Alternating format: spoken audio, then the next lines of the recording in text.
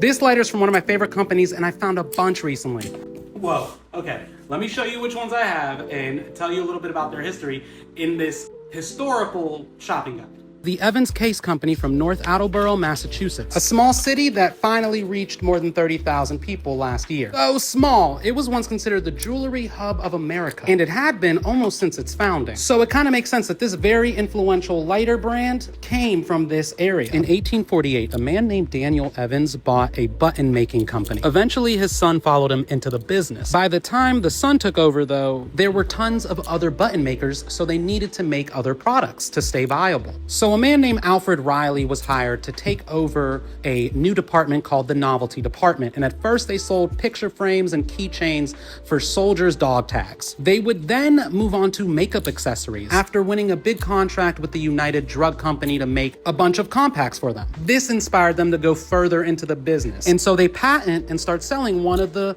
first double compacts. What else was popular during this time frame? We've talked about it a bunch in other videos. Cigarettes, lighters. So they start producing lighters and case lighters. Just like with the Ronson brand, they had hundreds of different models. Two of their most popular were the Spitfire and Trigolite.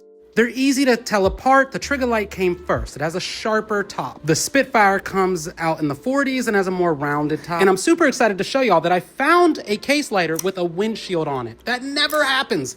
First of all, you hardly ever see an Evans lighter with a windshield, which I found one recently, but this one is also a case lighter Trigolite with a windshield. While Ronson gets more brand recognition, Evans was right there with them up until basically the late 1960s. Every holiday season, unique and novel lighters. Perfect for gifts. There used to be an art form to these that just aren't recreated anymore.